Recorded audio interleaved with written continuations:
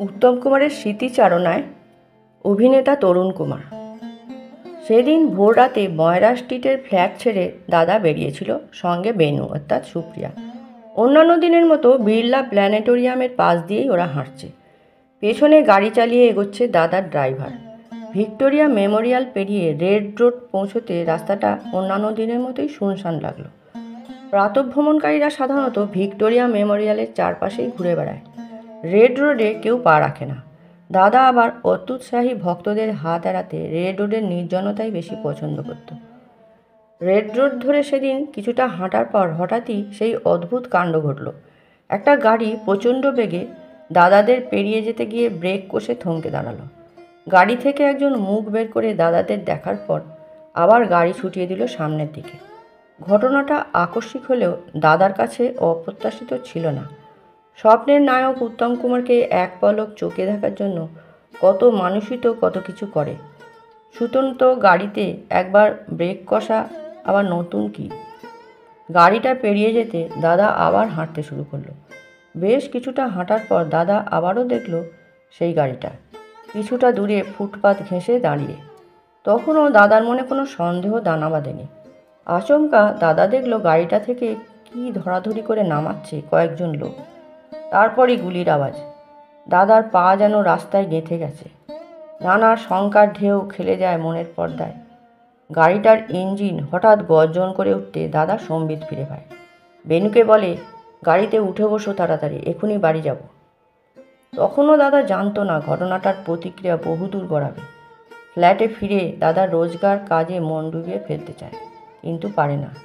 সেদিন দাদার শুটিং ছিল। দাদা ভাবল স্টুডিওর শুটিংয়ের ব্যস্ততায় নিজেকে ডুবিয়ে দিলেই হয়তো ভোরের ঘটনাটার মানসিক চাপ ভুলতে পারবে, কিন্তু পারল কই। বরং শুভানুধ্যায়ী বন্ধুদের কাছে ভোরের অভিজ্ঞতা জানিয়ে মন হালকা করতে গিয়ে নতুন বিপদে পড়ল। দাদার মুখে ঘটনাটা যখন শুনি ততক্ষণে দাদার সেই তথাকথিত শুভানুধ্যায়ী বন্ধুরা মুখে মুখে রটিয়ে ফেলেছে বিশিষ্ট একজন নকশাল নেতাকে নাকি সেদিন ওই ভোরের ময়দানে পুলিশ গুলি করে মেরে ফেলেছে। কেউ কেউ এমন প্রশ্নও তুলল, কেন উত্তম কুমার ওই সময় প্রতিবাদ করতে এগিয়ে যায়নি। ভাবতে অবাক লাগে, তারা কিন্তু একবারও ভাবল না ওই সময় গোলাগুলির মাঝে এগিয়ে যাওয়ার অর্থ ছিল একটাই, মৃত্যু।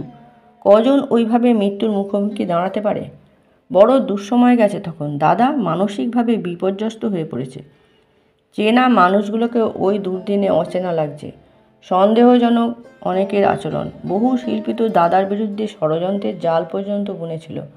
হাতি কাদায় পড়লে যা ঘটে তাই আর কি। দাদার হাতে বেশ কয়েকটা ছবি, জীবন জিজ্ঞাসা, ছদ্মবেশী, বিরাজবউ, আলো আমার আলো, অন্ধ অতীত ও স্ত্রী। দাদা শুটিং করবে কি, সর্বক্ষণ একটা চাপা টেনশনে ভুগছে। কতবার যে তখন দাদাকে হেনস্থা করবার চেষ্টা হয়েছে, আজ ভাবতে বসলে কষ্ট হয়। উত্তর বাংলায় কি একটা ছবির আউটডোর শুটিংয়ে গেছি, সঙ্গে ছিল রবি ঘোষও। ওখানে শুনলাম দাদার নামে রীতিমতো অপপ্রচার চলছে। তলে তলে ষড়যন্ত্র হচ্ছে, দাদার ছবি বয়কট করা হবে সারা উত্তর বাংলা সিনেমা হলগুলোতে। শুনেতে আমি স্তম্ভিত। ডাহা মিথ্যেকে সত্য বলে চালানো হচ্ছে। স্থানীয় কয়েকজন গণ্যমান্য ব্যক্তির সঙ্গে কথা হলো। তারা সব শুনে সহজেই বুঝতে পারলেন ষড়যন্ত্রের শিকার হয়েছে উত্তম কুমার। সবার চোখের মণি যে মানুষ, তার ক্ষতি রোকবার জন্য এবার এগিয়ে এলো সকলে। স্থানীয় রাজনৈতিক নেতারা পর্যন্ত সামিল হলো সকলের সঙ্গে। ভুল বোঝাবুঝির অবসান হলো। কলকাতায় ফিরে উত্তর বাংলার খবর শোনাবো কি? দাদার মুখে স্টুডিওর খবর শুনে চোখ কপালে উঠল। নিউ থিয়েটার্স 1 নম্বর স্টুডিওর দেওয়ালে নাকি নকশালরা পোস্টারে লিখে গেছে কাদের মুন্ডু চায় তার তালিকায় সবার উপরে আছে দাদার নাম। আমরা ব্যাপারটা তেমন গুরুত্ব দিইনি। নকশালরা তখন নানা গ্রুপে ভাগ হয়ে পড়েছে। এক একটা দল এক এক জায়গায় এক এক রকম অপারেশন চালাচ্ছে। টালিগঞ্জে দাদা তখনও রীতিমতো জনপ্রিয়। শুধু টালিগঞ্জ বা কলকাতা কেন, সারা বাংলার চোখের মণি তখন উত্তম কুমার।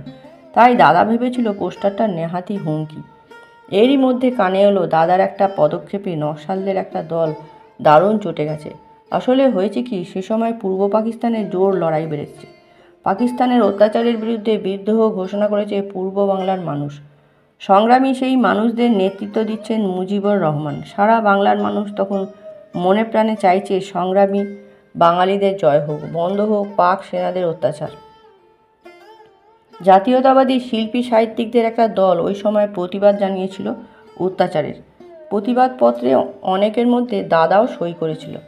পরে জানা গেল দাদা সই দেওয়ার নকশালটা ভীষণ চটে গেছে। চূড়ান্ত ঘটনাটা ঘটল এরই কিছুদিন পরে। স্টুডিওর মেকআপ রুমে সশস্ত্র একদল যুবক সরাসরি দাদাকে চার্জ করলো। রিভলভার দেখিয়ে হুমকি দিল, টাকা চাই, নইলে লাশ পড়ে যাবে। দাদা প্রতিবাদে কিছু বলতে গিয়েছিল, ওরা চূড়ান্ত অপমানজনক নানা কথা শুনিয়ে গেল। প্রমাদ গুনল দাদা, এভাবে তো চলতে পারে না। চূড়ান্ত সিদ্ধান্ত তাই নিতেই হলো কলকাতা ছেড়ে চলে যাওয়ার। আমরা পরিবারের লোকজনও এই সময় বাধ্য হয়ে চেয়েছিলাম দাদা কিছুদিনের জন্য বাইরে কাটিয়ে আসুক। মা তো সর্বক্ষণ ভয়ে কাঁটা হয়ে থাকতো বড় ছেলের জন্য। বেনুকে নিয়ে দাদা একদিন ট্রেনে চেপে রওনা দিল বম্বে। আমি পড়ে রইলাম কলকাতায়। হাজার লোকের হাজার রকম প্রশ্ন, কোথায় গেছে দাদা, কবে ফিরবে। আমি বিচার বুদ্ধি মতো উত্তর দিয়ে চললাম সকলকে। দাদা বম্বে থেকে ফোন করলো কলকাতার খবরাখবর শোনার জন্যে। কোনো খবর কাউকে দিতে বললে দিয়ে আসি আমি। টালিগঞ্জে সে সময় বড় করুণ দশা। দাদার অনুপস্থিতিতে দাদার অপাববোধ হাড়ে হাড়ে টের পেল প্রযোজক পরিচালক। দাদা বোম্বে পাড়ি দেওয়ার পরই যেসব পরিচালক প্রযোজক বলে বেড়াচ্ছিল, এবার উত্তমকে টাইট দেবো, দেখিয়ে দেবো টালিগঞ্জে ছবি হিট করানো যায়, সেই সব পরিচালক প্রযোজককেই দেখলাম মাস না গড়াতে চুপসে গেছে। দাদার যেসব ছবি অসমাপ্ত অবস্থায় পড়েছিল সেসব ছবির দুর্দশা আরও চরমে উঠল। কোনো ছবিরও কাজ তখন 4 আনা বাকি, কোনো ছবির তখন 6 আনা। 20 বাঁও জলে পড়ল ওইসব ছবির ইউনিট শুদ্ধ সকলে। ফোনে দাদা খুঁটিয়ে জানার চেষ্টা করতো ছবিগুলো কী পর্যায়ে আছে। শুটিং বন্ধ শুনলে খুব দুঃখ পেত, আক্ষেপ করে বলতো একার জন্য ছবিগুলোর কাজ থমকে দাঁড়ালো, নিজেকে বড় অপরাধী মনে হচ্ছে। দাদা নিজেকে যাই ভাবুক না কেন, আমার মনে দাদাকে ঘিরে গর্ববোধ কিন্তু বেড়েই যেত দাদার ওইসব কথা শুনলে। নিজের কর্মক্ষেত্র সম্বন্ধে কতখানি ভালোবাসা মমত্ববোধ থাকলে একজন মানুষ অমন সব কথা বলতে পারে। দাদা অভিনয় জগৎটাকে এত গভীরভাবে ভালোবেসেছিল বলেই না জগৎটার শীর্ষে পৌঁছতে পেরেছিল। আকাশ ছোঁয়া যে শীর্ষ পরবর্তী প্রজন্মের ধরাছোঁয়ার বাইরে। ওই সময় ফোনে দাদা বিষণ্ণ কণ্ঠে একটা কথাই বারবার বলতো, বুড়ো আর কতদিন এভাবে পাল ছেঁড়া নৌকোর মতো ঘুরে বেড়াবো। সময়ের চেয়ে বড় সমাধান আর কিছু নেই। সময়ের বাতাস ধীরে ধীরে অশান্ত পরিবেশকে শান্ত করে তুলল। মাস কয়েক পরে রাজ্যের মন্ত্রীরা এগিয়ে এলেন। মুখ্যমন্ত্রী নিরাপত্তার আশ্বাস দিলেন। সাংবাদিক থেকে শিল্পী কলাকুশলীরা পর্যন্ত আন্তরিকভাবে চাইল দাদা কলকাতায় ফেরা। টালিগঞ্জে প্রাণ চাঞ্চল্য ফিরিয়ে আনার জন্য দাদাকে যে স্টুডিওয় শুটিংয়ের মাঝে ফেরানো দরকার তাও সকলে উপলব্ধি করলো আন্তরিকভাবেই। দাদা ফিরল কলকাতায়, অভিনয় জগতে। দাদা স্বস্তি পেল, শান্তি পেলাম আমরাও। টালিগঞ্জে সে সময় দেখেছি দাদা নিজের কাঁধে অতিরিক্ত কাজের বোঝা চাপিয়ে এক ফ্লোর থেকে অন্য ফ্লোরে দৌড়ে বেড়াচ্ছে। এতটুকু বিরক্তি নেই, কোনো রকম অনুযোগ নেই মুখে। নতুন ছবির ডেট দেওয়ার আগেই দেখেছি অসমাপ্ত ছবিগুলোকে প্রাধান্য দিচ্ছে দাদা। কেউ এ ব্যাপারে আপত্তি বা অভিযোগ জানালে দাদা বলতো, প্রযোজকের অনেক টাকা আটকে যাচ্ছে ছবিটা শেষ না হওয়ায়। শিল্পী কলাকুশলীরাও তাদের পারিশ্রমিক পাবে ছবিটা শেষ হলেই, তাই আমি আগে অসমাপ্ত ছবিগুলোর কাজ শেষ করতে চাই। দাদা সেদিন অমন সিদ্ধান্ত নিয়েছিল বলেই পীযূষ বসুর জীবন জিজ্ঞাসা, উপেন্দ্র গাঙ্গুলির ছদ্মবেশী, মানুষ এনের বিরাজ বউ 7 তাড়াতাড়ি রিলিজ হতে পেরেছিল। এর মধ্যে ছদ্মবেশী তো সুপারহিট করেছিল। ধন্যবাদ। ভিডিওটি ভালো লাগলে সাবস্ক্রাইব করে দেবেন।